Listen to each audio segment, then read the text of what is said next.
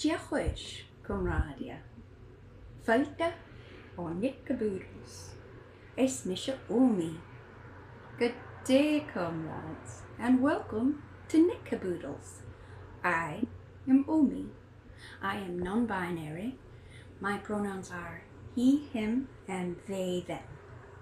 And this is episode 1 of, well, KnitCaboodles. My little corner of the YouTubes where I'm going to talk about fibery things. I knit, and I'm going to talk about that.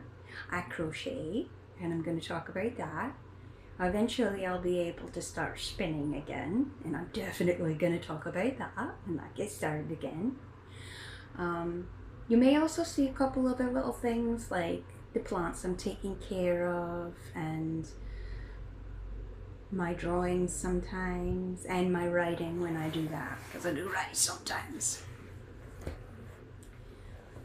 Being the first episode, I don't really have a what have I been doing over the last X amount of time since my last episode. So we're kind of just going to jump right into it this time. I'll go to start by what am I wearing, because two of the objects I finished over the last month. We're just kind of do an August roundup to really get started. 2 of the finished objects from August have already gone out the door. One of them was one of these. This is the Regina hat by Carina Spencer, free pattern on Ravelry. It's one of my favorite hat patterns. Look at this little frog foot detail. It looks very 1918. And I made one for my youngest. It uses size 5. Where did it go? I actually made myself some show notes to keep myself a little bit on track. It uses size 5 and size 8 needles, 5 for this band and then 8 for the body, and it's knit inside out. It's absolutely delightful. I do have the yarns that I used. I used this color for the brim. Ooh, let's get it a little more true to color. There we go. This bit right here. On this lovely coral color for the body of the hat. I saw them together in the bucket and I was like, oh, I know what these are going to be. Came out rather nice. Of course it did. It's a Regina. It's a lovely hat pattern. Very easy to do. The first hat pattern I ever actually knitted. I'd always been a hat crocheter, and they just work up so fast when you crochet them. And I really wanted to get into knitting hats, so I tried this, and it worked up so quick, and it's so neat. Like, I love this very 1918 vibe with the little frog foot, because what NB doesn't love frogs, right?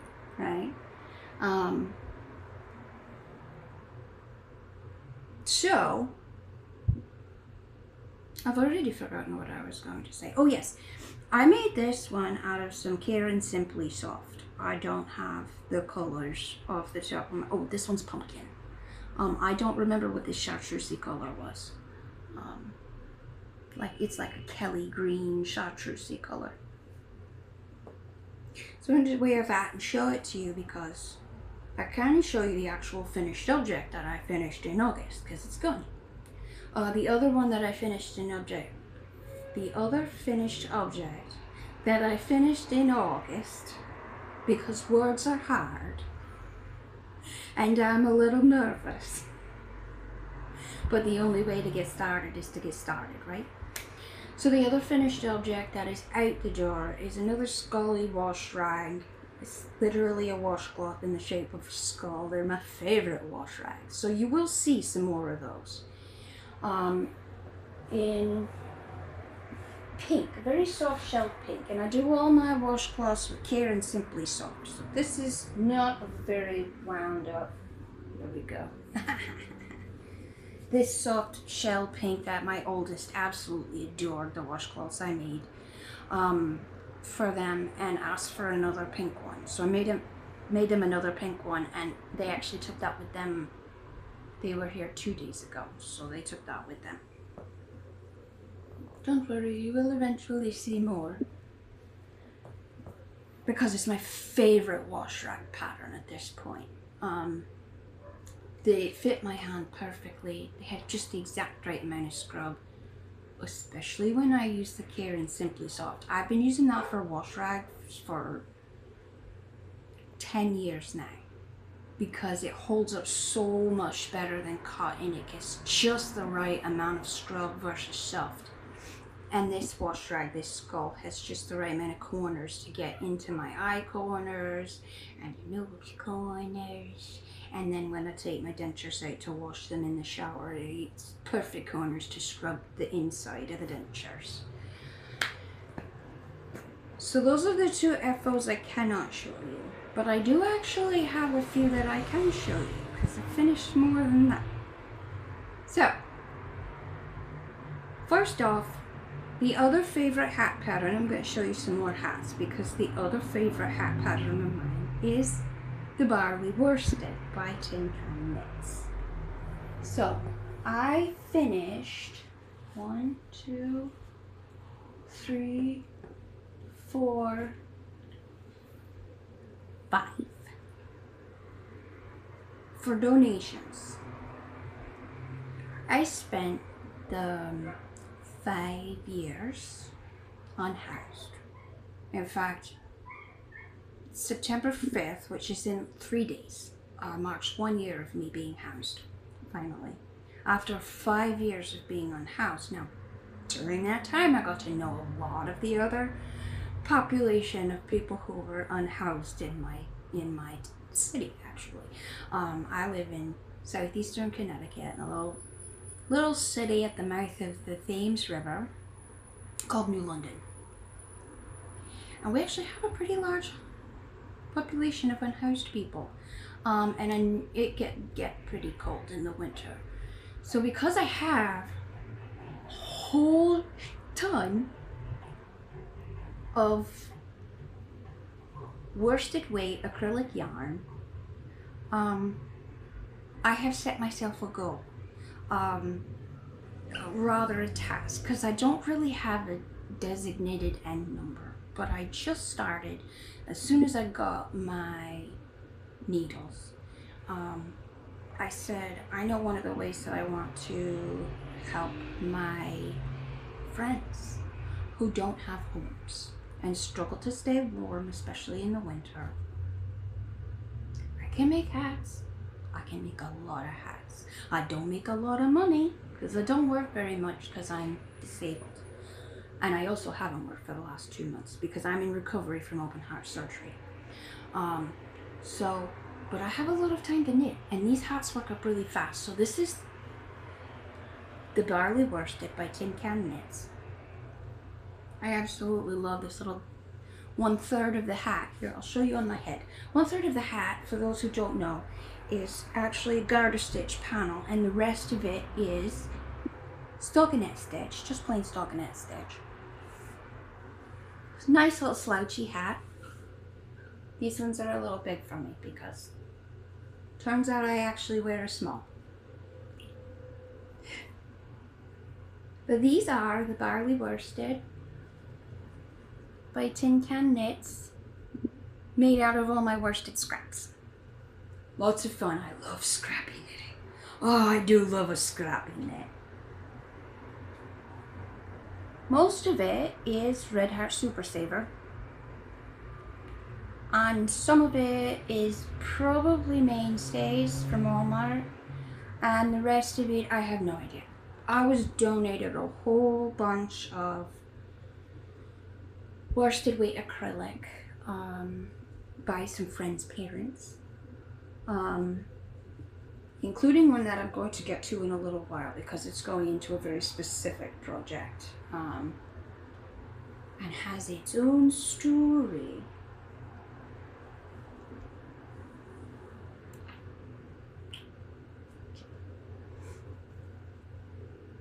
So I finished 5 Barley Worsteds. These call for size US 6 and 8. So you have 4mm and 5mm knitting needles. And that's what I used. And these are all the adult medium, which is a 90 stitch cast on. I absolutely love the way that the top is constructed, because look at the way that that swirls in on itself. Quite delightful. I have made so many of these. I made a couple for myself too. Maybe I'll show you sometime. I'm sure you'll see them through the winter. I don't actually know how often I'm going to be able to post these. I don't know if my body's going to allow it every other week. I don't know if I'm going to be doing it once a month, like a monthly roundup. We'll see. I'm disabled, also have ADHD. We are giving this a try. So that's the Barley worsted. My motorcycle going by. I also have something that was going to be going out the door this past week, and that didn't happen because I made this for my sister. My baby sister had a birthday on Wednesday this past, and I was supposed to see her the next day, and I went, but she didn't. So I didn't get to give it away, so you guys get to see it. But I have to take this off in order to show you. So keep in mind, I'm like an extra small. I'm like 116 pounds. My baby sister is a different size. I made her the shawl-collared vest by Jennifer Miller Comstock. This is delightful pattern. Now it is written for an Aran weight yarn, and I did not use an Aran weight yarn because I had found these colors together and I went, oh, that's my sister. She loves a pink and a black and a gray and a white or a brown together. Okay, so I made her in her size, which is an extra large, this shawl-collared vest. I put 2 sport weights together, and I did use the recommended needle size, which is an 11. And I had to use 2 of this mauvey pinky color. I used the KnitCaboodles, which is a cotton and a bamboo together. And so it's not going to fit me perfectly because she's like 2 or 3 sizes bigger than I am. But I'll give you an idea at least of how delightful this thing is and how big the shawl collar can get. Yes. So this, let me tell you about this. I used an 11, which is the recommended needle size. Like I said, I used the KnitCaboodles for the pink. And for the other color that I put along with it, I had been given years ago this cotton yarn. I think it's a Lily Sugar and Cream, like a wearing cotton, not like a kitchen cotton. And it's this beautiful speckly black and gray and white. I think it was called Salt and Pepper. It was given to me years ago. I had actually used like half of it, or almost half of it, to make another shirt for myself that ended up being way too big. And I'm going to be taking it out and hopefully making another one of these for myself, but holding it with like a green, like a mossy green or something like that. Because I didn't even need to rip any of that out to do this. I just used the leftover yarn. Because she gave me like 11 or 12 skeins of it, so that was a Christmas gift years ago. Somehow it still survived. through all the things I've been through in the last number of years, which is feels like lifetimes. So that's what I've got here.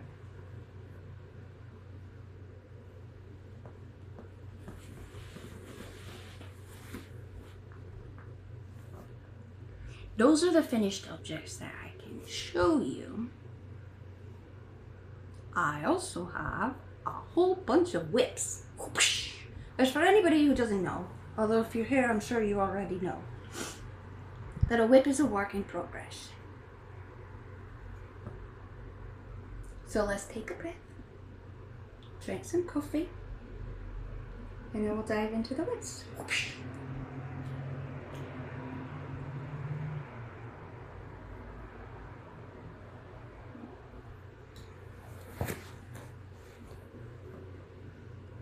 First off, I'm going to show you my groove. These are only the things that I've been working on in the month of August. I have a couple of other things, including this mandala on this blanket behind me that is not finished, but I have not worked on it since June. Did I work on it in June? June or July, I don't know. It's in my notebook, and I'm not gonna look it up right now. I can let you know the next time I work on it, when the last time I worked on this. The first thing that I'm going to show you is my groove. This is living in my peacock tail bag. One of my peacock tail bags. I've made about 5 of these. This is by Lilla Bjorn Crochet. And it is a peacock themed bag. I made this one 2nd, maybe 5th. I don't know. I've made 5 or 6. 1, 2, 3, 4. I've made 5.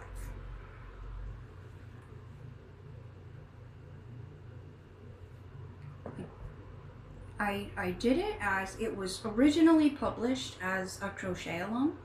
It was absolutely delightful, and I loved it so much, and it's so stretchy.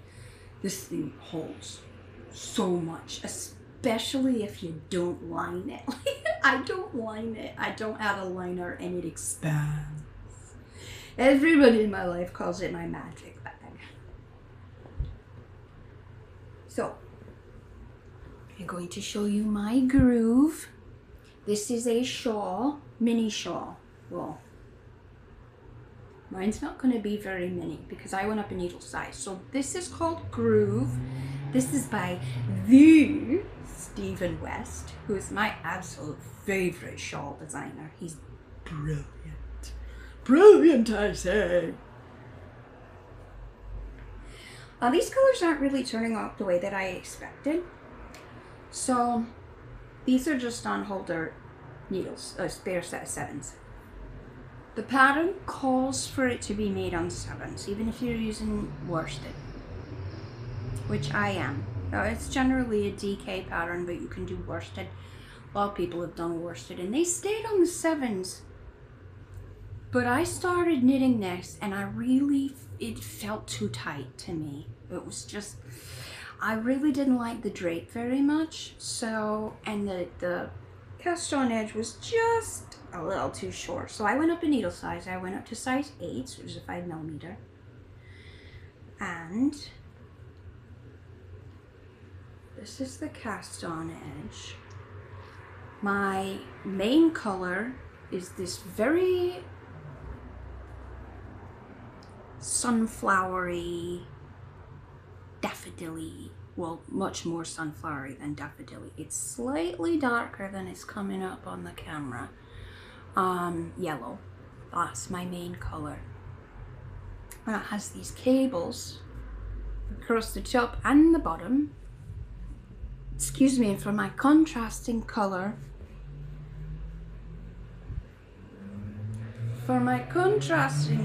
I'm using this very deep, dark, mocha-y brown.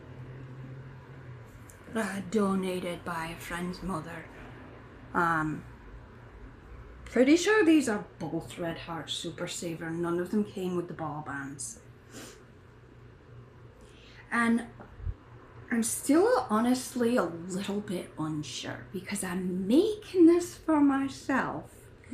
And when I was looking at the pictures of the finished objects, and I might have to wait till it's finished to really see, for it to really bring it out, but it all looks like the contrasting color is the one I really see the most. But not while I'm knitting it.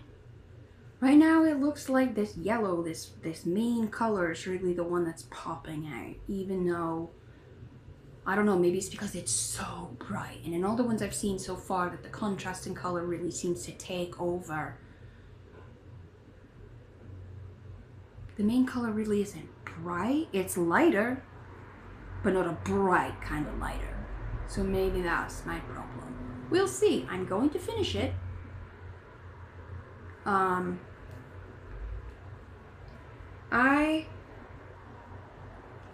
am very close to finishing it, actually. It's got two different cables, one on the top and one on the bottom. And let me pull it up on the tablet to show you. That's the Regina. Excuse me.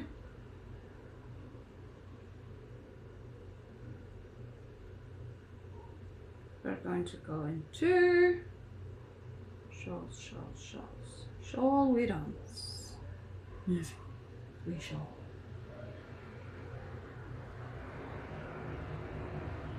Oh, where'd you go? Oh, there it is.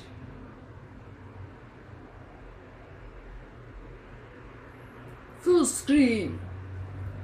So if you can see this, yeah, you can see that.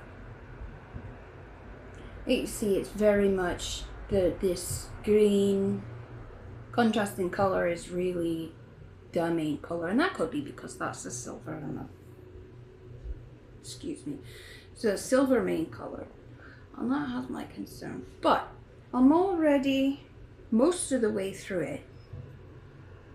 Now we're going to find out if my color choices are going to do what I thought they were going to do. It looks good either way. And it, honestly, if I don't like it, if it feels too bumblebee or sunflower to me, or I just don't like it, I'm sure my oldest will like it. Because they love capes, and this is big enough to be kind of like a cape. So if I don't like it, I know somebody who will. So that's lovely. That's my first whip.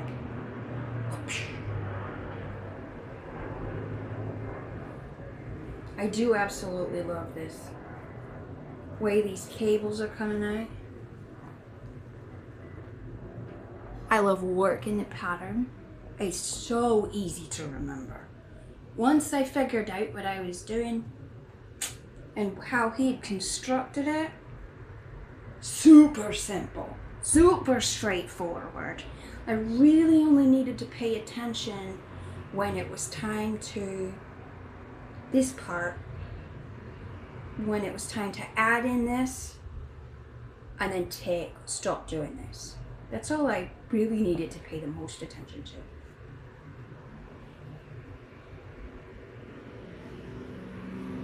Other than that, I'm absolutely adoring it. This is my second Stephen West shawl. The first one I did was Exploration Station. I wish I could show you that, but it got destroyed while I was living in a tent by mold. Plus some sort of creature that chewed a hole right in the middle of it. That was a lot of work. That Exploration Station is a lot of work, and that was the first time I ever learned brioche. And I couldn't believe I was actually figuring out brioche. I was like, what? I can knit brioche. It looks super complicated. It is not. Although I found a lot of things really aren't that complicated. Once I've got a really good understanding of how knitting and crochet, of the engineering behind it and how the fabric is constructed, it's very straightforward to me. So. Right. I'm not going to show you the other things in here because I have not worked on them in a while. I'll show you them when I work on them again. That's my first whip. My second one, actually 3 of them are living in here. This is the very first peacock tail bag that I ever made, and as you can see, I was still struggling with magic circle. So at the very beginning you started with a magic circle, and I've had to repair this 3 times. This bit's all. I also wasn't very good at catching my ants in ways that would lock them, like really lock them. So this was a long time. This was 2015, I think. Now, I know I've been crocheting for a very long time, but I'm still learning things. And by a very long time, I mean 31 years. I have been knitting for 13. Knitting's my favorite, I will say that.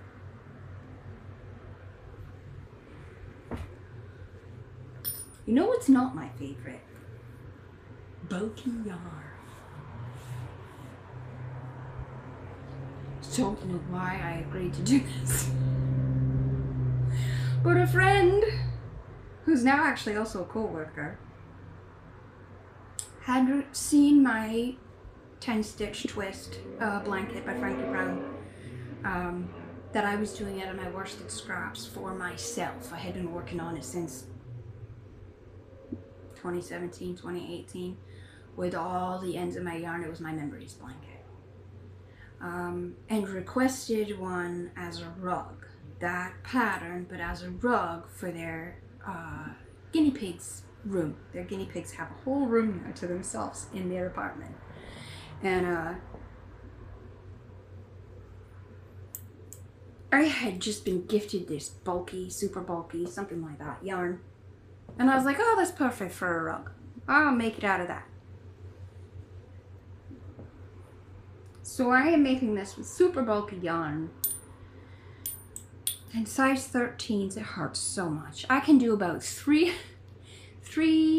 pattern repeats in a day. I don't remember what yarn this is. It was gifted to me for Christmas by my sister a couple of years ago, who just doesn't see. She just can't remember that I hate bulky yarn, so she keeps gifting me bulky yarn. Because ADHD, and I don't fault her for that. These blues she gave me, and then not last year, but the year before, because like I said, I've been housed for a year now, but the year leading up to that, I was living at the shelter here in New London, and somebody had donated this one in a scarf, and I snagged it, and I was like, I actually really need this yarn. So I grabbed the scarf and I undid it, and I'm using it to finish off this rug, which at this point is this. I can see this bit, and that's gonna go on there. Floor. This, as I said before, is the pattern I'm using is the 10-stitch twist by Frankie Brown, which is one of my all-time favorite mindless knitting patterns to use. I've got 3 10-stitch twists going right now. Technically 4 if you count the first one I just mentioned, the Memories blanket, which is still over at the house because I haven't given it back yet. When I finish this and give it to them, I am going to once again ask for my blanket back so I can keep making it. I left it at their house on accident 3 years ago, before they moved. So And then they had to move, so I wasn't gonna like harass them to dig out my blanket while they were in the middle of trying to move. So, plus I kind of haven't talked to them very much since then. That's how it be. Life be like that sometimes. I will eventually get that back and knit on it, because it's one of the very few things of mine that has survived my unhousing situation and the lifetimes that have happened since then.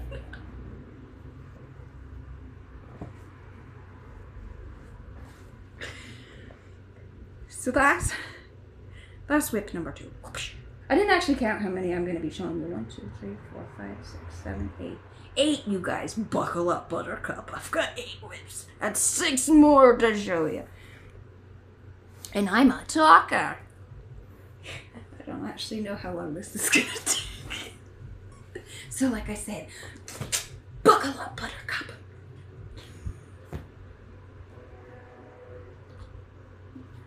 And drink some water, because I love you and you deserve to be hydrated.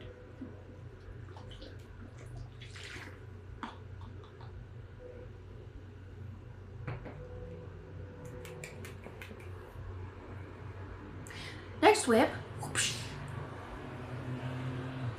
So my oldest, who just turned 18 this year. What? I know. My oldest requested, excuse my language, I'm going to quote them, and specifically requested from me because their blanket got left behind in their move from where I got unhoused from. The blanket that I had made them, I had made each of my kids a blanket, at least one, and their blanket got left behind. And so they gifted it to their brother, their next oldest brother, who is 15 now, which is wild. And so very recently, like a year or 2 ago, they asked for a big ass squishy blanket. They want it to be huge, and I'm thinking like at least king size, right? Huge, huge, big old thing. And they want it super squishy, but they don't want it to be heavy. I said, I know that might be hard because the more yarn you use, the heavier it gets. And I said, I have Karen Simply Soft. And I have lots of it. And so I've been making them a mitered square blanket on size 9s, because size 9s in garter stitch, and that's what I'm doing. I'm not doing a stockinette stitch. I'm doing a garter stitch mitered squares on size 9 needles, which makes for the most delicious drape. Like the most delicious drape. And it is super light and extremely squishy, because garter stitch is squishy and Karen Simply Soft is soft and squishy. And like, this thing is already 15 squares and it's squishy. And they've already seen it quite a few times. Every time they come over and I've made some progress on it, I show them. And they go, oh, it's so squishy. And if I'm working on it while they're here, we have this fun little setup where every time it's time for a new color, they get to reach in the bag and pull out the next color. Every time. So that's fun. They have even more input and involvement, as well as choices. Because I'm all about my kids having autonomy and making their own choices.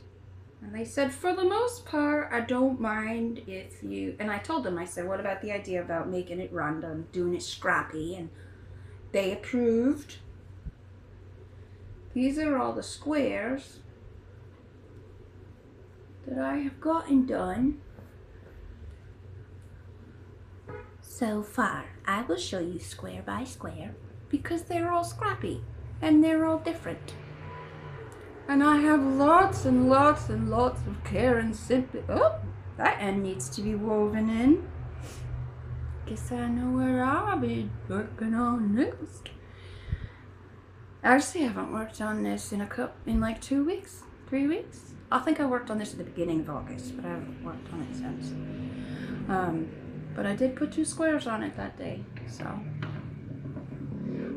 When I'm done with this, I have decided that instead of crocheting a border, because I really do hate crocheting a border onto a blanket, I'm going to learn how to do an applied I-cord edging.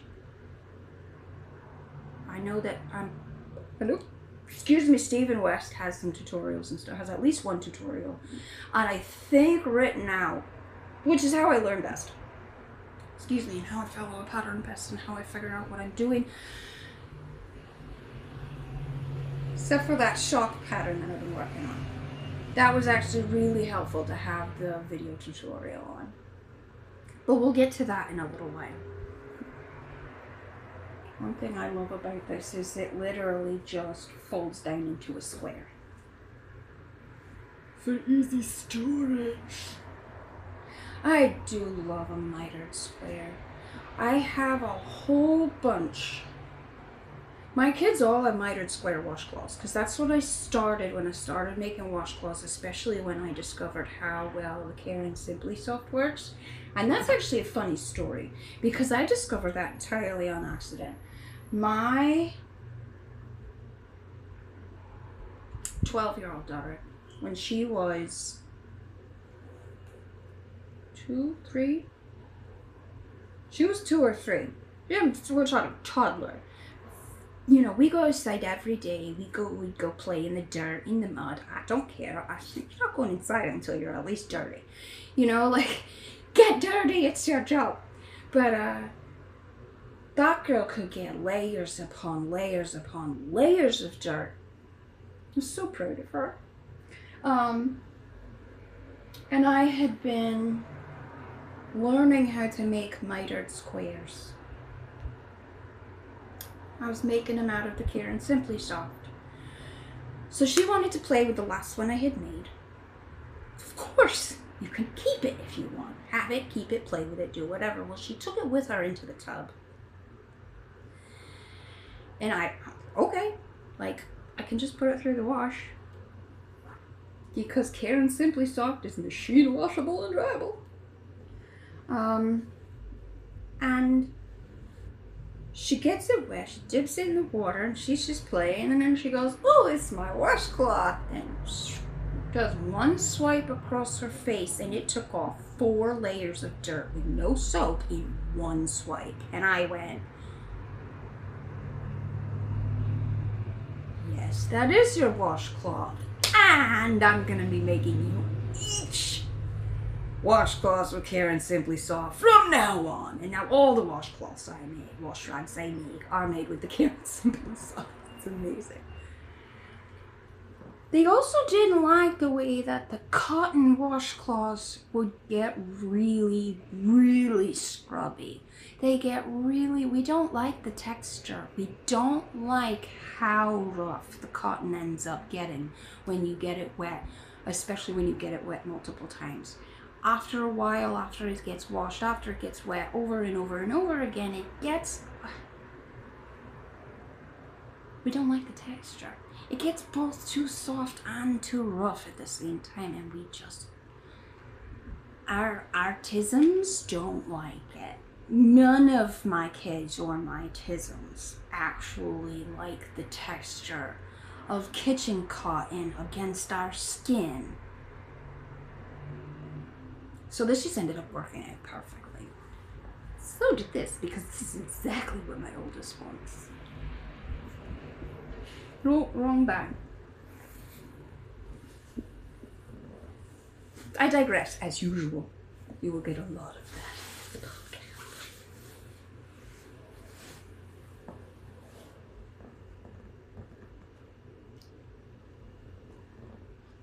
And I've only been through 3 whips and I'm already at 40 minutes. I told you. I warned you. Could it a la needles at the ready? This is probably going to go for quite some time. Alright, I mentioned that I have at least 3 10-stitch twist blankets going at the moment. This pattern is by Frankie Brown. It's a free pattern on on Ravelry.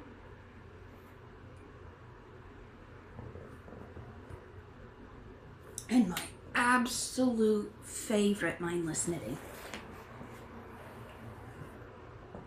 The only thing I actually need to pay attention to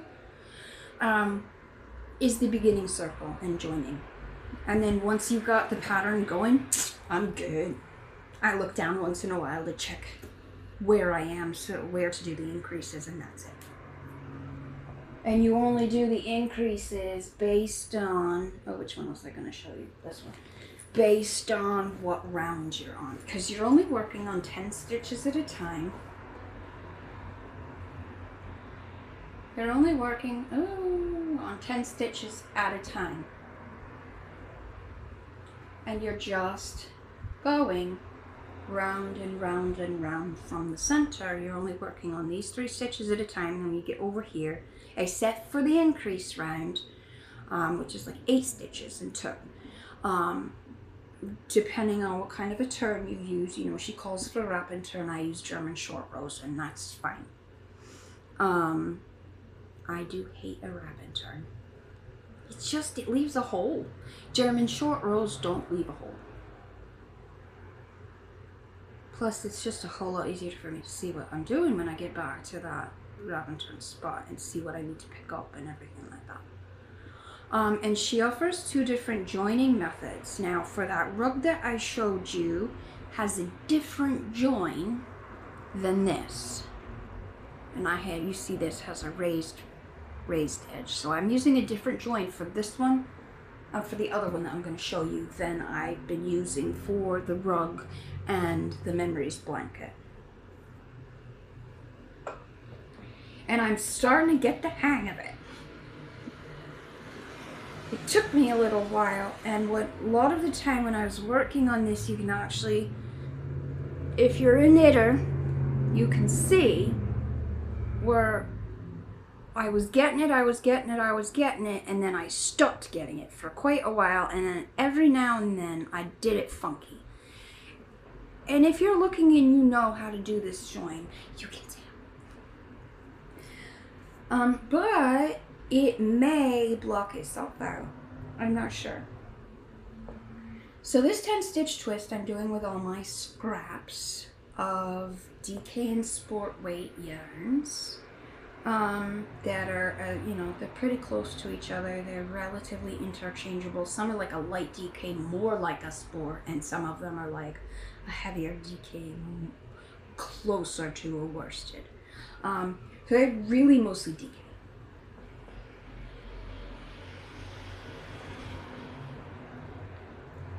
This is just my progress keeper. It tells me how many. I put it in when I start, and then that tells me how many I've done, you know, this sitting, so that I can write it down, because I keep track of it all in my notebook. I rather like this. I'm doing this one on size 7, 4.5 millimeters. So that's that. I've still got all of this for it. Like I said, it's all my scraps. I spent some time winding these up.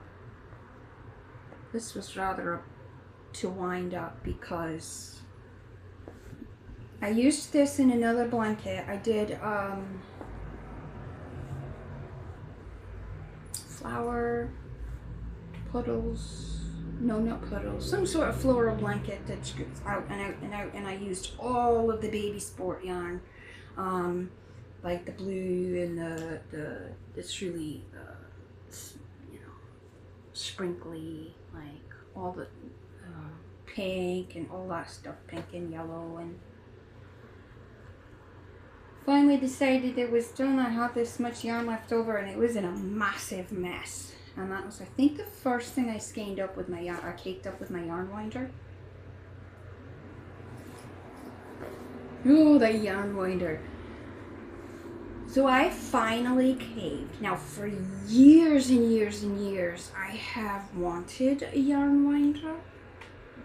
But I also considered it like a luxury tool.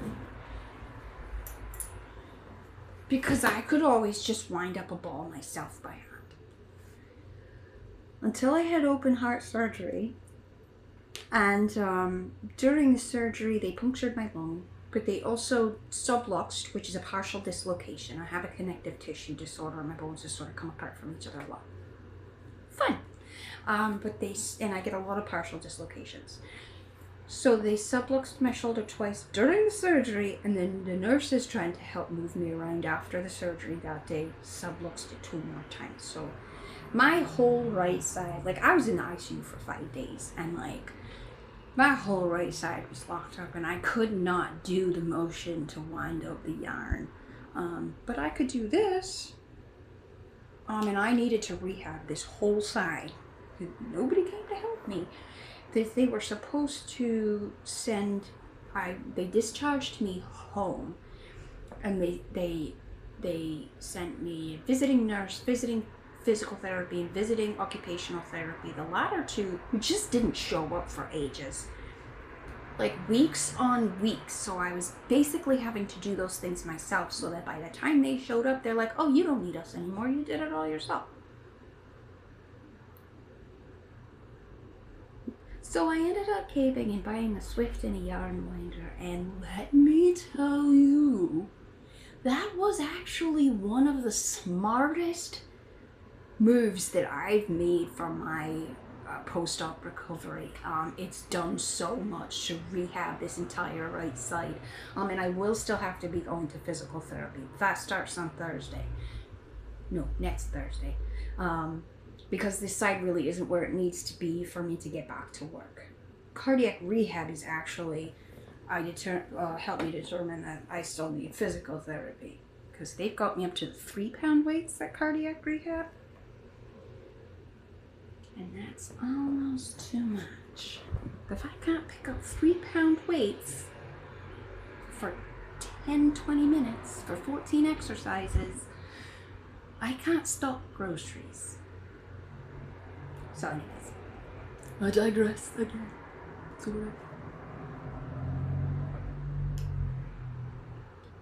Which one is that? 10 stitch twist. DK. I've got a couple more whips to show you. Whee! This bag my ex found me. And it is so perfect. Like, I use it to go out and do stuff because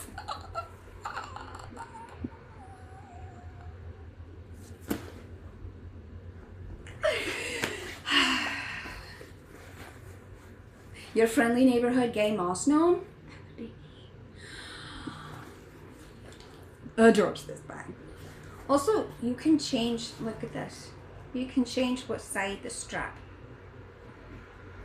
If I actually look at what I'm doing, you can change what side the strap is on. So you can change what shoulder it's on and all that stuff. I've got another bag in use right now. So my hats that I'm working on are living in here. And I'm actually currently working on 2 barley worsteds. I've already told you about the pattern. It's by Tin Can Knits. The brim uses a size 6 and the body of the hat uses a size 8. So I'll show you this one. It's another yellow one. I'm using up this yellow, this soft yellow worsted. I am pretty sure this one is a Red Heart Super Saver, and I've got to say this is probably one of the scratchiest that I've ever worked with, but it doesn't end up scratchy in the finished product. So it doesn't, when you put it on your head, especially once you wash it, it's not scratchy. It's pretty soft, actually. It's the working of it. It's kind of scratchy. I'm fine with that. I'm fine with that. I'm alright with worsted. Honestly, my favorite to work with is fingering weight and tiny needles. I have been given a lot of worsted. Plus, it's like the cheapest you can get, and I have. This one's really fun. This one's definitely a red heart because I remember buying it, but I don't remember what the name of the colorway is. This one, actually, I'll show you the finished one of this, the way it's gonna look when it's knit up, because I need one for myself. And now it's not, sorry, it's not gonna be the entire hat. There's not enough for an entire hat. That one will also be scraps. But this is what that color ends up looking like. Knitted up. Isn't that fun? I loved this color so much. I made myself this hat, and then I went ahead and made myself 2 belts and a couple of decorations for my cane, and then a couple of backup decorations for when those get all, you know, scrummy and fall off and they're just done, you know.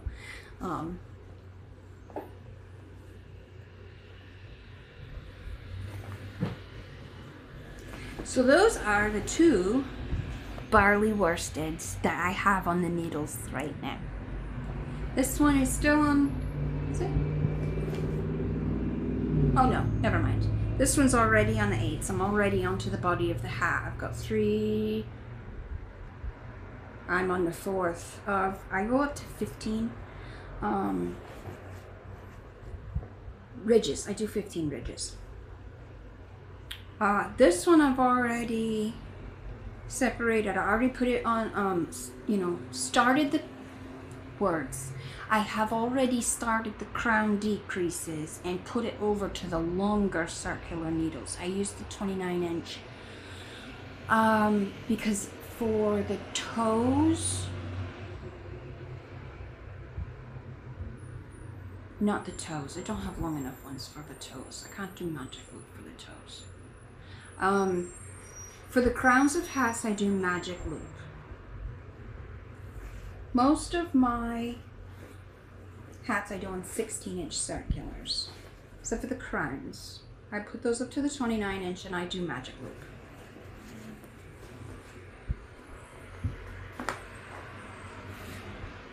I have 2 size 1 needles, and I use size 1 for socks. So I've got the 16-inch that came in the set that I bought, and then I have my own high sharps, not sharps, high highs, 9-inch circulars that I use for the body of the foot. And then when I get down to the toe decreases, is when it gets pretty small, too small for the 9-inch, I just switch over to doing the 2 needles.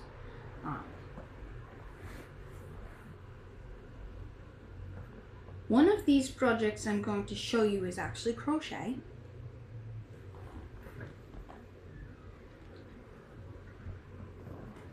My downstairs housemate, I live in a rooming house, and my downstairs housemate has requested a runner for his dresser.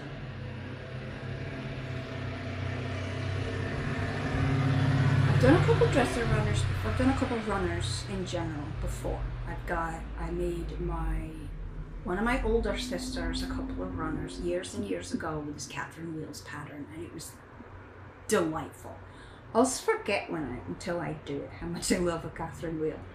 And then I have a runner that I made that's over the top of my toilet with a washcloth got stuck up on top of it. And then I'm in the process, which you guys will see once I get back to it, of working on a runner for my dresser.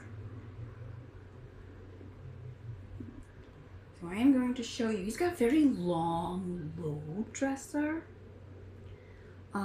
His dresser's 65 inches long, so I did have to do some maths, and I actually did a gauge swatch.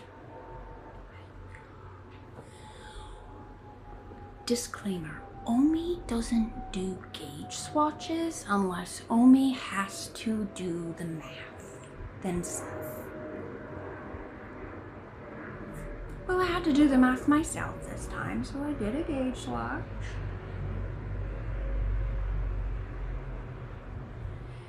And I have been working on this massive dresser runner, and it is almost drawn off. We're over the halfway mark at this point. I've got to do 18 inches this way. And I'm, as you can see, I'm alternating colors. We're doing this lilac color that is not a not a Red Heart Super Saver. And I know because I remember buying it. It is a Karen, like Panda Love or something like that. And I have so many. I bought like 6 or 8 way back when I was living in New York. And I bought it for a different project. So it does not seem like it's gonna happen. So anyways, so I'm using this really pretty lilac with this really dark blue that I know is not a Red Heart Super Saver. It's really thick. I have no idea what it is because it came without ball bands. It was donated, and I had started using some of it in this gorgeous blanket pattern that I just ended up getting sick and tired. And I am not going to continue. I'm actually going to go ahead and rip it out and use the yarn for other things. Because I don't have a problem frogging projects. If I'm like, you know what, I'm not going to finish this. I'm not going to continue it. I'm not going to finish it. Or I need this yarn for something else. Ribbit. I will frog it. And this really pretty cream color. This is not white. This is cream. Unlabeled, but this is a Red Heart Super Saver. I can tell you just by the feel. Been working with it long enough. I can tell by feeling it. That was also donated.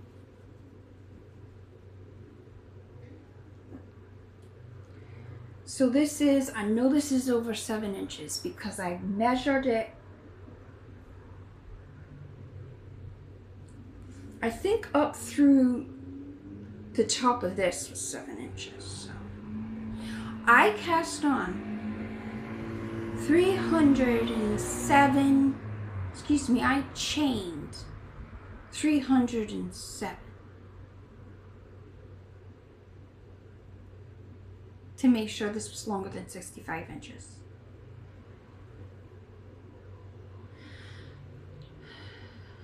I get through, I add 1 stripe per sitting. This will definitely, it's like, oh, as long as it's done by Christmas. I'm like, there's no way it's gonna take till Christmas. Once I sit down to work on it, I can get through a stripe in 1 sitting. This is a 2-row repeat. Because I adore a Catherine wheel. But that's also a very, very lot of crochet. And my wrists. And I'm like, all right. 1 stripe in any day. I do 1 sitting of it in a day. 1 stripe in any day, but I'm not working on it every day. But it'll be done pretty soon because it's not going to take that much longer. But you'll see it when it's done, and you'll see the progress I've been making on it. So we're at the 3rd. There's 3 of each color at the moment. So that's where we're at with that. We're at an hour at this point, and I really only have 2 more to show you. Yeah. Now, as you can tell, I talk a lot. And I go off on lots of tangents, and it's just me. This episode, I have played with the idea of you know, occasionally bringing other crafters in once in a while is just, you know, obviously this is only the first episode, so we will see what we will see, and we will see how this will go in the future, although I would love to bring some other local crafters in to show off their things as well and help highlight them. So those episodes may run much longer. I'm pretty sure this one's going to be under 2 hours. That's not always going to be the case.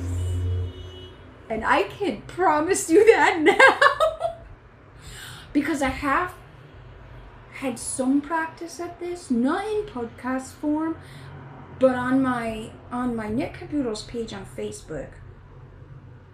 Yes, you can find me on Facebook as KnitCaboodles. Actually, also on Instagram as KnitCaboodles, and I'll make sure that's down below. My socials and the other things, I'll link stuff that I've been talking about. I'll make up some show notes. I have show notes for me. I'll give you guys the show notes too. If I can figure out how. What was I saying? Because ADHD. Oh, I guarantee you now, 1 hour is probably. I'm sorry. ADHD. Oh. I talk. I promise you now, these are going to be long episodes. So if you're into that, welcome! You're in the right place. I know I love it when the Needles of the Rarity episode, they're like, oh, this is going to be a short episode. I'm like, yes, it's going to be long. And I check in, it's like 2.5 hours. And I'm like, oh God, yes.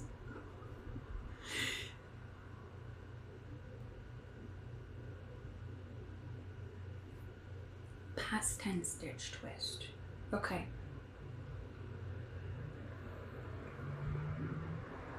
Story time!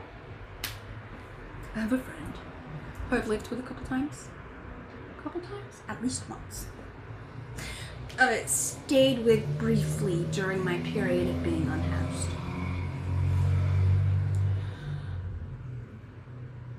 And his mother was a crocheter. And she donated to me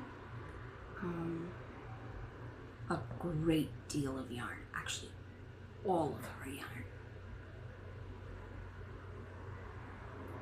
Because she'd been diagnosed with cancer and could no longer crochet. So she donated all of her yarn to me and then promptly passed away. So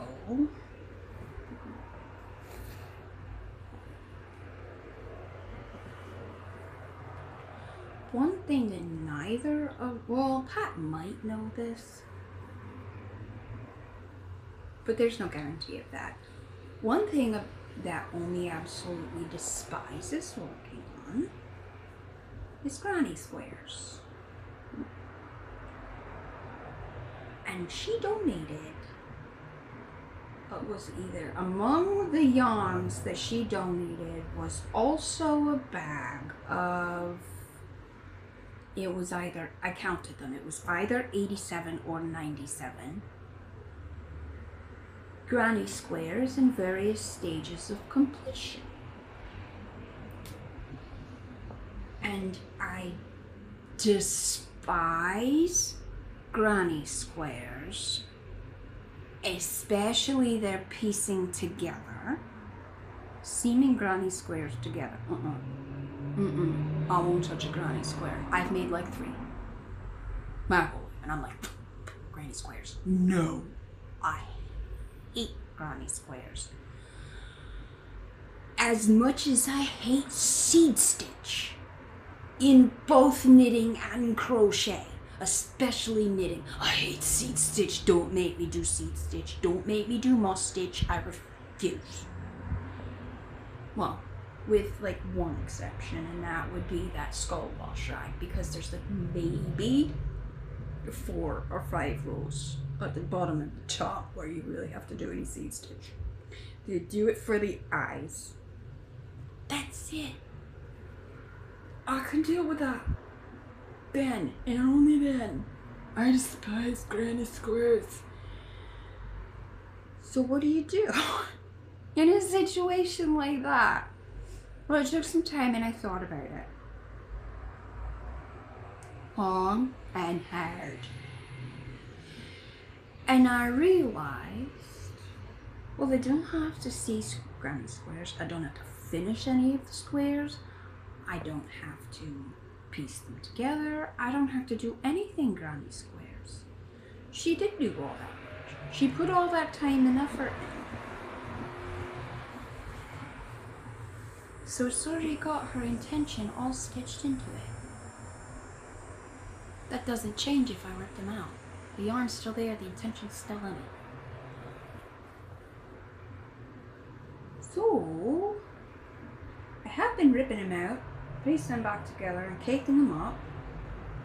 I gotta go like 3 cakes at this point, with half, because I got real sick of adding them square by square.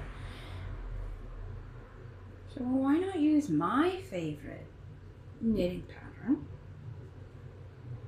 and turn all of this yarn into, let's do on the stitch holders because I only have 2. Only have 2 size 8 needles and they're currently in use in the hats, so I switch back and forth. Oh, you're seeing the back side. Like I said, I'm using this new. So I'm making him a 10 stitch twist by Frankie Brown. And it's lots of fun because, I mean, I'm scrappy. So when this is done, I'm going to give it to him.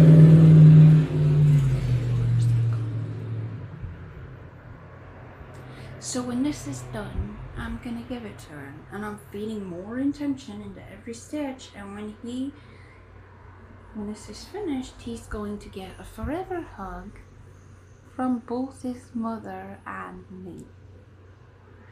And that just feels so right. So that's what I'm doing. And he doesn't actually know about it. So unless he finds out, it's gonna be a surprise forever hug from his mother and from me. Unless the man fills the beans or he sees this. Look how fun! I do adore scrappy knitting so much. Especially when you pull the collars out randomly, not planned scrappy, unplanned scrappy knitting.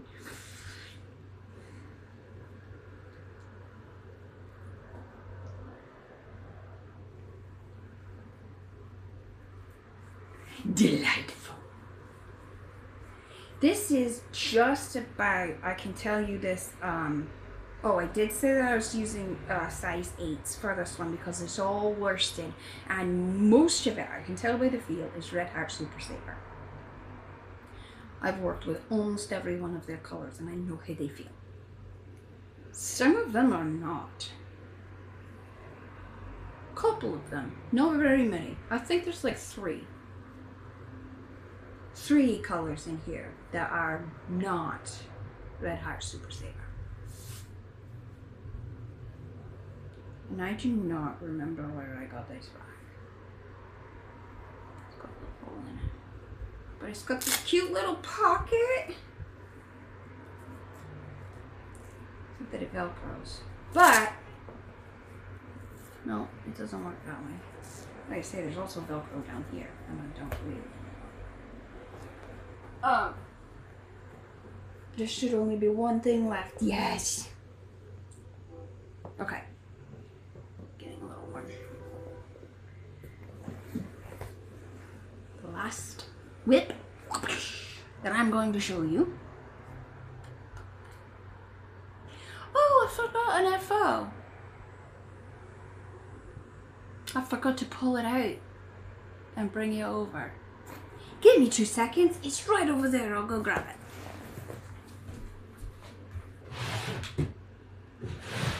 In my dresser.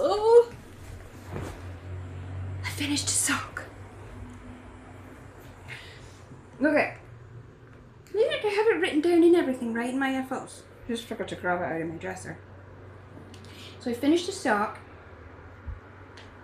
I am using a tutorial by PurlTogether on YouTube. Just really until I can get the hang of certain things. And at this point I'm really only using because at this point I'm getting the hang of basic sock construction.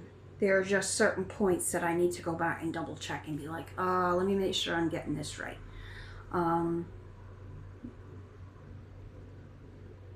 Basically the toe. The decreases, the gusset decreases. Turning the heel, the gusset decreases, and the toe are really all I double check now. But I'm getting the idea of how to do a sock. I cast on 68 stitches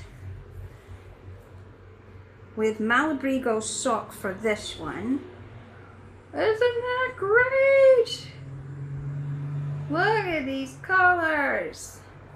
I think it's in the colorway Archangel, but I no longer have. It might be something different. And if somebody knows, comment down below if this is not Archangel. There's like purples and yellows and reds and oranges. This is absolutely delightful. It is so soft. On the pearl side is the softest thing I've ever encountered. I really did not expect it to be that soft on the inside. So anyways, so this is basically a vanilla sock. I cast on 68 stitches. I do 1 by 1 half twisted rib, which is where I knit the knit stitches through the back loop and I purl the purl stitches like a regular purl stitch. I love the look and the stretch of a 1 by 1 half twisted rib.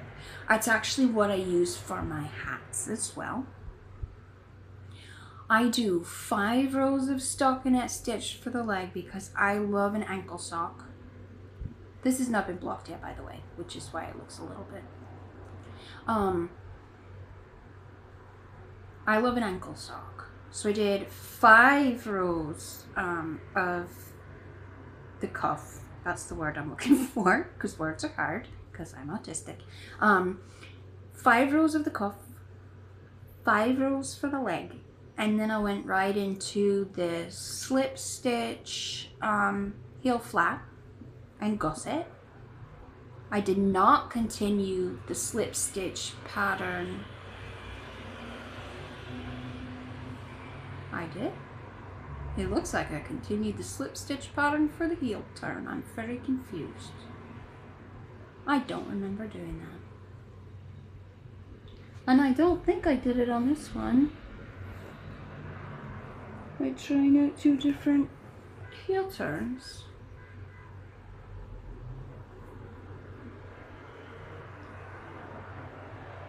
I did, didn't I? I appear to have continued the slip stitch pattern on the bottom of the heel for the heel turn. Yep. Yes, I did. She did mention that that gives it a little bit extra structure. So maybe that's why I did it. That's probably why I did it. Honestly, don't remember doing that. I feel like I chose not to. But I must have done because there it is. And she did say it gives it extra structure. So I guarantee you anything, that's why I did it. And it didn't feel terrible. When I put the sock on and walked around in it. But then I just did stockinette stitch for the rest. These gusset decreases, I followed her tutorial, which is just, you know, slip knit on one end of the one side of it, and then knit two together on the other side with a, you know, a knit one before and after. So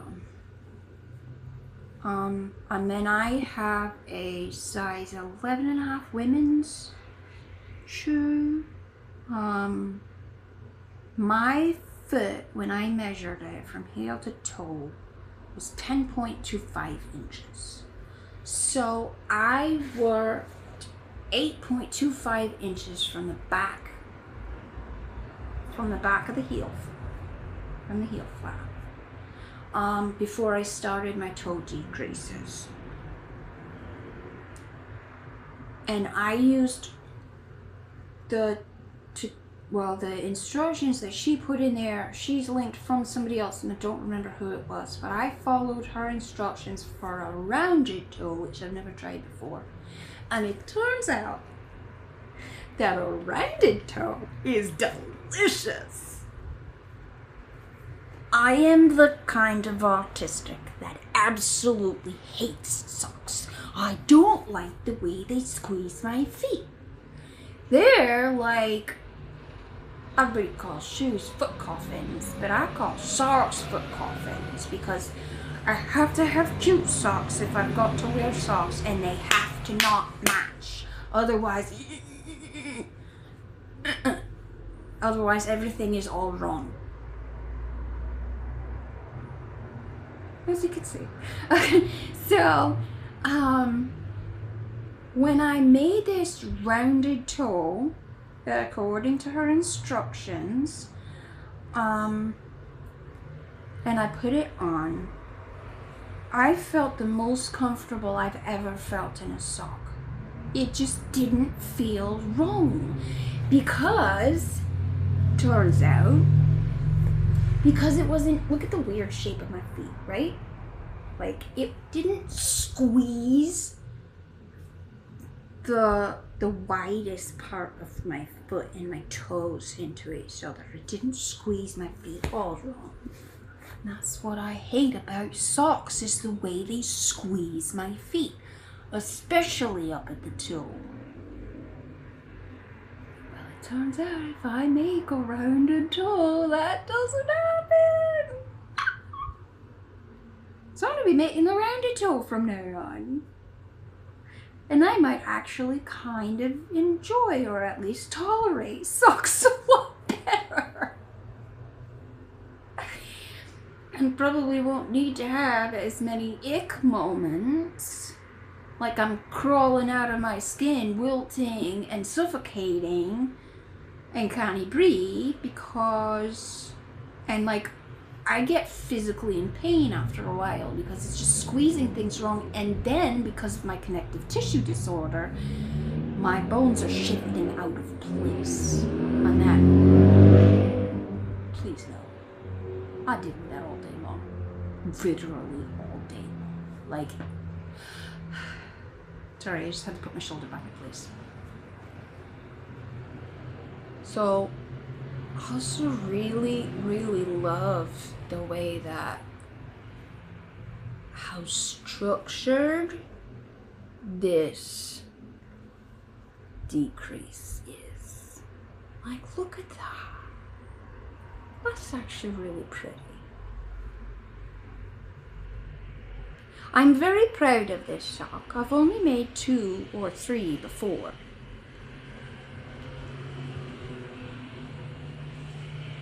And they didn't survive. That's okay. I start making myself a whole bunch of socks now. Because I have a needle again.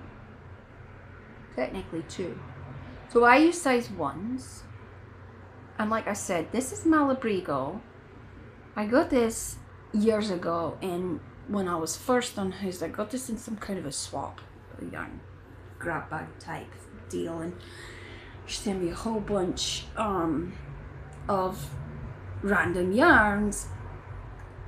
And there was Malabrigos in there. There was that one, there was Jupiter, there was like 3 other yarns that were actually like, were fancy to me.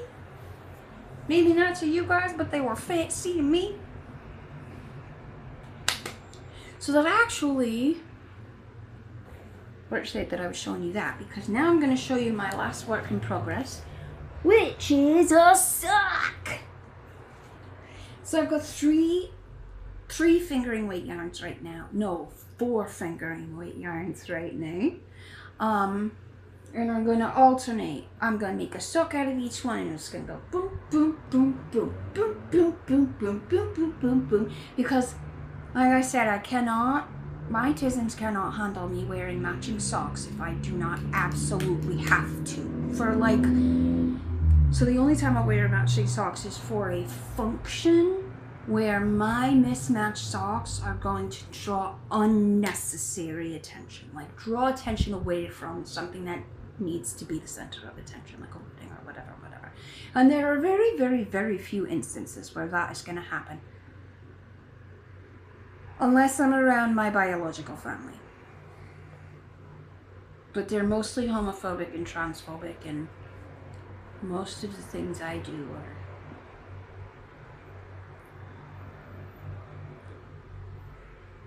called into question because of who I am. That's the kind of world we live in. So, this sock, what on earth? Oi! So this is my second sock. And this, let me tell you, this has been an absolute delight to work with. I've been working on this for, I think I just started it last week. Yeah, I must have done, because I had my echo last week, and I did the entire gusset decreases while waiting for the echo. They were running late, there were emergencies, whatever. I was just a scheduled echo. It was the end of the night. They said, oh, we've got a whole bunch of emergencies. I said, that's fine, I've got my knitting.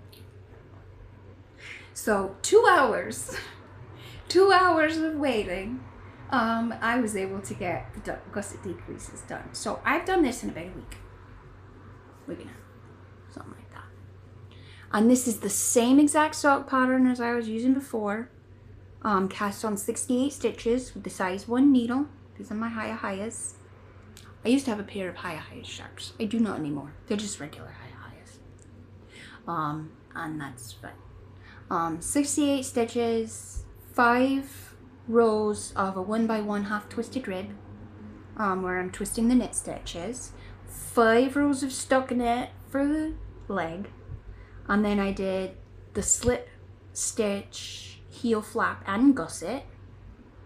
I did the slip stitches of the heel turn again, and then plain stockinette all the way. And once again, I'm going to do 8.25 inches of the foot, or from the back of the heel, from the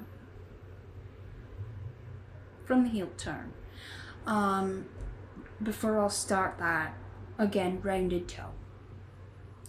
This yarn I got specifically to work with, that and another one I got specifically to work with during my post-op recovery.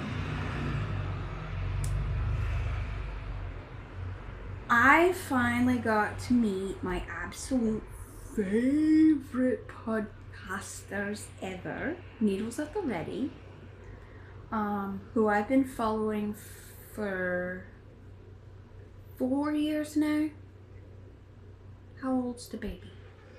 My youngest is 4, so I've been following him for 4 years, ever since the insanity and chaos and monstrousness that surrounded his birth and immediately afterwards. That was a whole fiasco. There have been a lot of fiascos. And we're not going to get into details here because this isn't the platform for that. But when I had my open heart surgery, I had that on June 18th, and 4 days before I had my open heart surgery, Needles at the Ready had a trunk show in Groton. They're from Connecticut as well. They live out in Stratford, which is on the other side of the state from me. But they were coming out to Crichton, which is literally across the water. When I look out my window, I can see Crichton. I can see the river, the Montauk River. Most of y'all call it the Thames. But it used to be called the Montauk River by the native people, you know, the indigenous people who used this as their seasonal fishing grounds. So that's what I call it. So I can see the Montauk River from my bed, right out the window, and Crichton on the other side of it. So they were going over to Crichton to a new to me yarn shop called Driftwood Yarns. They're phenomenal. You should go check them out. And 4 days before my open heart surgery, and I actually had a couple dollars. So I got to go out there and meet them, which was magical. I knit with them, which was magical. And Kevin, Ray and Kevin are the podcasters, and Kevin dyes yarn, and he's got such an eye for color. And I've been wanting to buy some of his yarn since he started dyeing, and I had some dollars to do so, because I finally have a job. After 12 years, no lie. Because they've finally been fixing my hair. And so, this is one of them. I was able to buy 2 of their yarn colors. And I got them on 2 different bases. Both of them sock yarns, because I wanted to make socks for myself. So this one, needles at the ready. I don't know if this is backwards for you. It's backwards while I'm looking at it. This is on their Achilles sock base, which is 75% superwash merino and 25% nylon. Approximately 462 yards for 100 grams. It's a 4-ply fingering weight, and this color, look at this color. That's what it looks like caked up. This is what it looks like in the sock. And every time I've told somebody what the name of the colorway there is, they're like, oh yeah, oh yeah. This is called Canyon Hues. Look at, there's all sorts of oranges and like a dusty gray with like some bluish and very green. The dusty gray is like a dusty bluish gray. And the greens are like deep fir colored greens. Like fir trees, and oh, it's so good. I absolutely am. I'm loving, and it looks different in stockinette than it does in the slip stitch pattern, than it does in the twisted rib. Oh, that unfocused. Like, this is so scrumptious, and it feels delicious to work with. I'm in love. The other one I got was on their, I think, Athena sock base, which might be the 80-20. I don't remember off the top of my head. It's another one of the fingering weight sock yarns, and I got that one in golden obsidian, so you'll see that one when I pick. That's the next color. When this sock is finished up, I'm gonna pick up the golden obsidian and work on that.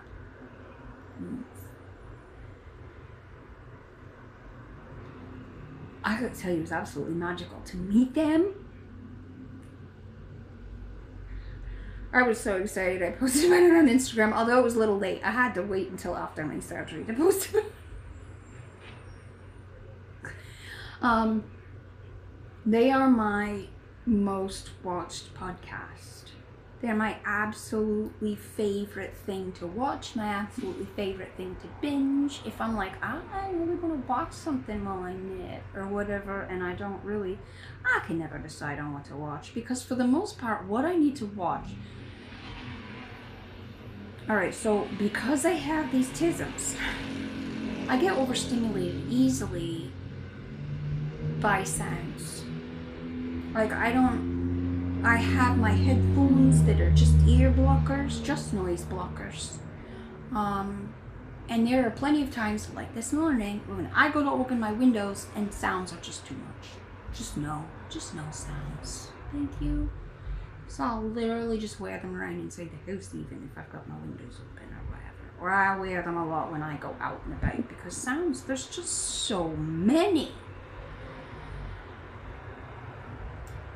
And I happen to be, I just don't watch very much TV at all anymore. I'm a binge watcher, but what I watch needs to be the voices and the energy. Not only does it need to be like interesting content to me, but the voices and the energy need to not overstimulate me. And a lot of things, a lot of sounds, voices, and energy overstimulate me. And unfortunately, some of my favorite podcasts I can't even watch, simply because one of the voices, I can only handle for like 5 minutes at a time. Just the way that they're rendered over the electronics, I can't handle it for very long at all. So I kind of really only watch 3 things these days. Noodles at the Ready, which I went back to the beginning. As soon as I discovered them, and they'd been podcasting for most 2021, so it was like a year and a half into them podcasting when I discovered them in like June or July of 2021. So I went back to the beginning and I started rewatching them from the beginning, and I can literally just sit down and watch them episode after episode after episode after episode. Although I was inside at the time that I discovered them, and then I was back out in the tent, so I didn't have any way to watch them. Now that I'm housed, I've been able to pick it back up, and I'm up in the 80s, I believe, of their episodes. In addition to obviously every other week when they post, I keep up with the current posts, and it was just absolutely magical. Their podcast, I discovered at a time in my life that was just one of the lowest points in my life. And they really were a lifesaver, without knowing it. But they helped me, so much. Grounding me, helping me find purpose, knit with purpose, all of those things. And so I was actually able to tell them that when I met them, which was kind of a dream of mine, to meet them and be like, you guys are amazing. You guys have helped me through one of the darkest parts of my life, and continue to help me move forward with purpose, and your absolute favorite thing to watch ever. So, and I mean, they're on episode like 141, 142 by this point. Like, they've been going they started podcasting at the beginning of January 2020. So they've been going for 5.5 years, just over. They're still going. They're doing some amazing things. So actually, if you haven't heard of them, Needles at the Ready podcast, go check them out. Kevin and Ray, they live in Stratford. They have an amazing energy, delightful, very silly, and believe it or not, they're helping me drink water. I'm chronically dehydrated my entire life, and I discovered that if I'm watching their episode, if I turn it into a drinking game, but for water, because I don't drink. I'm sober. I haven't had a drink in 16 years later this month. So water, I need to drink my water. They have their isms, certain things that they always do, very predictable. I can count on. They haven't done it in every single episode, but every single time they do something specific that I picked out, almost like a bingo card, but I didn't write it down. I'm just choosing little things about there, specifically by their podcast. They sprinkle in there. Oh, gotta drink some water. Every time they make me laugh, oh, gotta drink some water. every time Ray goes 9-inch circular needles into the microphone. Oh, go drink some water. That's delightful. They have long episodes too, much like this one, which is an hour and a half. So with that, actually that's a pretty good segue, because what have I been watching? I've been watching Needles at the Ready. They have the best energy. They're delightful. They make some gorgeous things. Kevin has a delicious, which is just perfect eye for color. I really can't say the same about Ray because he's colorblind, but he's got really good. But he's actually really good at picking out colors that go together too, even if he doesn't think so. I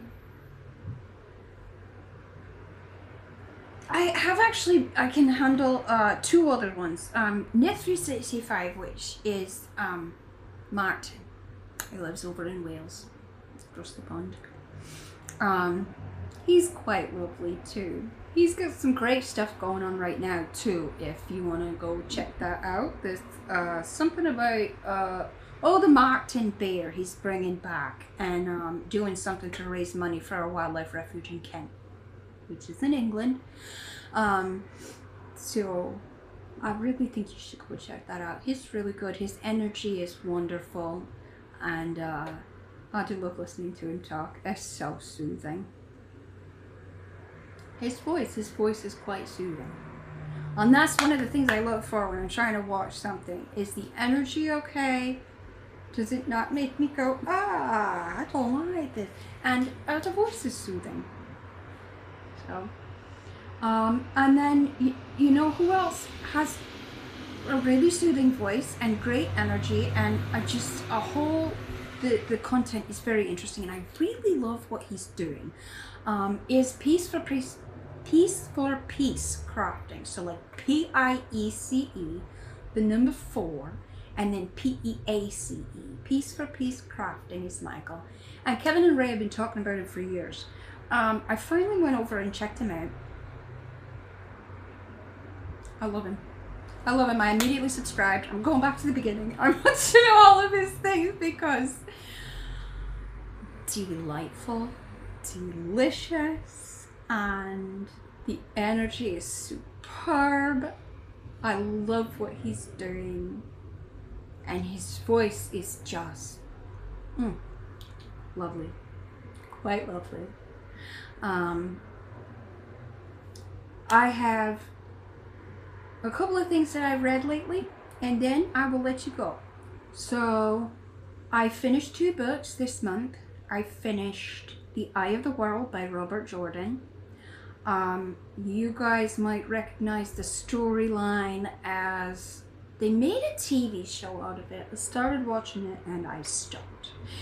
And I've heard that a lot of people who've read the books did not like the show, and I can see why. So I had started reading the books, and then I watched the show, which is called Wheel of Time, and then I was like, wait, I'm confused, because this doesn't seem, it diverges very soon on, very early on in the show. In fact, literally from the first episode, there are major divergences. And then it continued, and I was like, this does not match what I've read so far. Hold on, hold off. Well, I have the book, let's go back to the book. And eventually I was able to get back to the book, and I'm reading, and I'm going, I finished the first book, and I'm going, there's absolutely nothing. They're nothing alike. The show was alright on its own for what it was, if you expect it to be nothing like the book. Okay? The book itself is phenomenal, and I can absolutely see why it became so popular. It is expertly written. It is delightful. I really can't say enough about the book, and I do want to continue reading the series at some point. Eye of the World is the very first of the Wheel of Time books. And I don't remember off the top of my head how many there are, but I love sci-fi, epic fantasy, and young adult fantasy. Young adult, usually urban fantasy or dystopian, young adult dystopian fiction.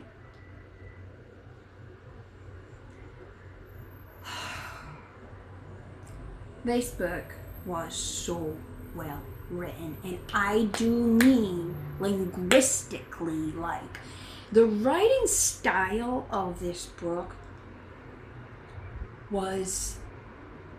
it can be perfectly translated to an audiobook or to being read aloud, because the flow of the actual words, the flow of the words and the setup of the sentences and the ideas, they're very evocative, but they have this beautiful, epically poetic feel to them without it feeling overdrawn or over descriptive or just too wordy, you know. And yes, it can take an entire sentence. You've got to read the whole sentence to get the image. However, the way that it flows is so musical, and then by the end of it, you're like, your brain's caught up. At least if you're autistic, you're like, oh, your brain's caught up, and you go, ah, okay, I see the image. It's not dry, it's not boring, and it is beautifully musically written. I absolutely adored it. The other book I finished was The Book Thief by Markus Zusak, I believe is how you pronounce it. I'm not 100% certain. Don't at me on that, or do whatever. Excuse me. A completely different genre. This book took place in Nazi Germany, late 30s, early 40s, during the rise of the Third Reich. And the main characters were German. They were, the main characters all died. And you knew that from the beginning of the book. And it's wild to me because what it does is it paints a picture of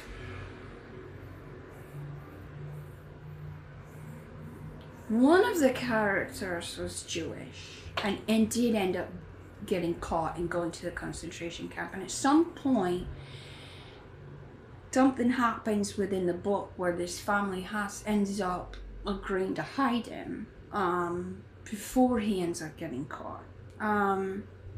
And they're a family that didn't really think they'd be able to do that. They're really kind of a found family anyways, you know. They took on this little girl and blah, blah, blah. Her mother gave her over to a family. And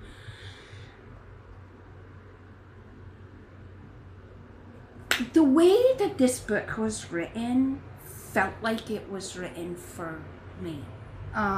Because there was something from the beginning. I started wondering if the author is autistic, possibly was autistic, possibly with synesthesia like me, because of the way that he thought and presented the ideas and the concepts. I don't see very often, and when I do, I always zero in on that, because I'm like, this is the way that I think and perceive things. It's special. And I'm autistic with synesthesia, so like, and there are a lot of things that cross in, you know, your thinking and emotion, and like, the way that he describes things really made me wonder about that. But also like, but he was also writing, the narration of the story is from the perspective of basically the Grim Reaper who found this Holocaust diary, okay? So then he's explaining the events of what happened, and just, they end up taking in, and they are living in Nazi Germany, just literal walking distance from, I think it was Dachau, and one of the work camps, anyways, and they would literally parade Jews through this little town that I don't remember the name of, on their way to different places to have them work. And it gives you some insight into the way that regular German people, just like regular American people, and it was so similar to how things are happening now, and to so many of the things that we are experiencing now, that I'm really grateful that I read it when I did, because the parallels are terrifying and insightful, really insightful, as how can these things happen? We'll look at one day at a time and what these people were being fed and therefore believed. And then we're at a point where you have to act that way in order to survive, whether you believe it or not. You know, lots of parallels. I can easily see so much clearer now how the average German would have experienced that whole scenario, everything that happened in those years. And at the end of the book, everybody dies.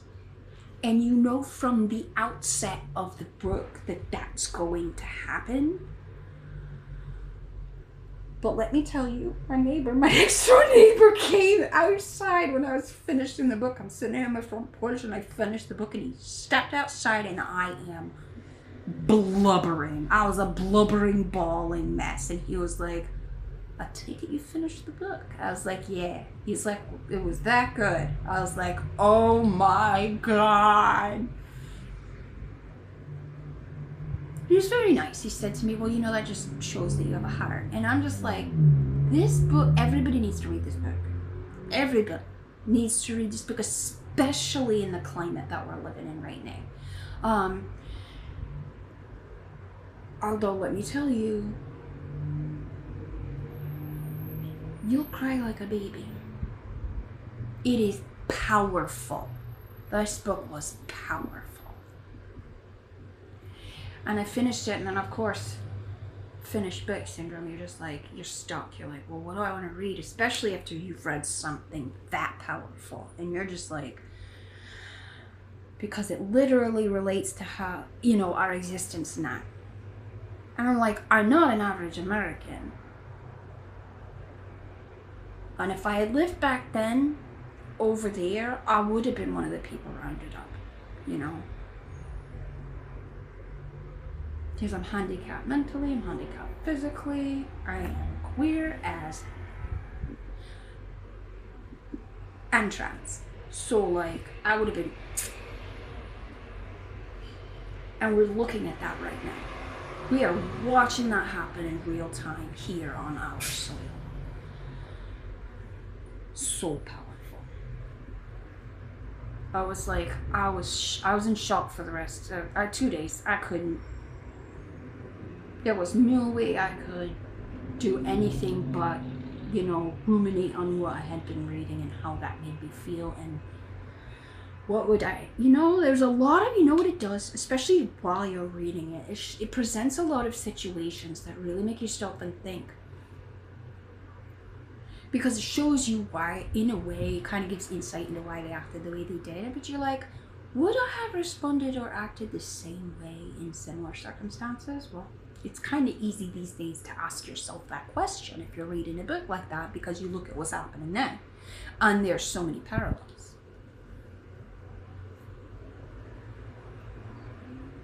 But I'm a bookworm, so then it was time to pick another book. And I couldn't figure out what on earth I was supposed to read to follow that, and I usually would go to something like a Brian Jacques book or something, but I've got like 2 of them, 3 of them, and I couldn't really remember which one I'd left off on. Like, I'm pretty sure 1 or 2 of them I'm in the middle of reading, and I don't remember. So I saw a Michael Crichton book, and I was like, oh, Michael Crichton, you can't go wrong with a good Michael Crichton book. He wrote Andromeda Strain, he wrote Prey, like, gold.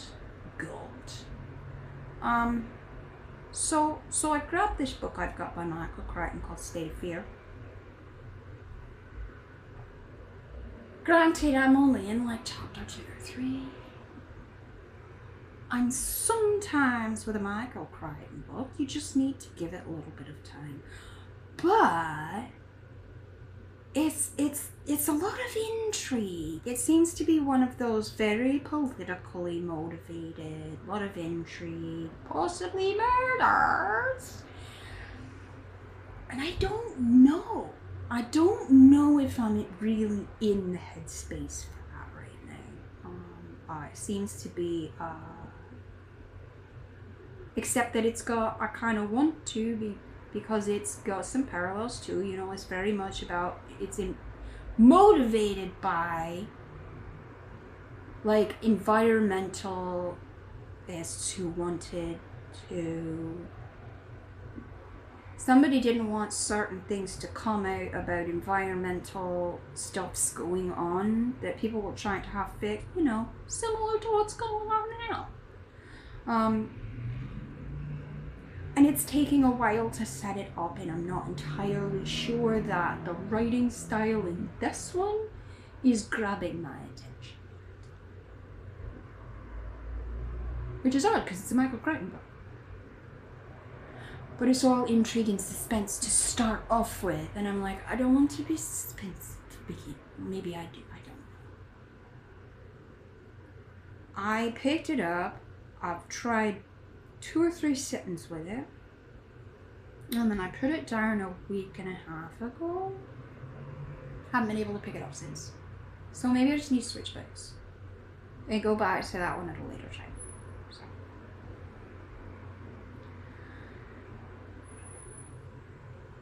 That's all the content that I have for you today. I am almost at 2 hours. I had a feeling this would happen. It usually does. Dude, my lives run 2 hours, 2.5 hours, stuff like that, so. I am not 100% certain how often I'm going to be able to do this. Maybe every other week, maybe once a month. We'll see. Depending on how much I can get done and what my body allows me to do. So I will either see you in a fortnight, or for Spooky Month.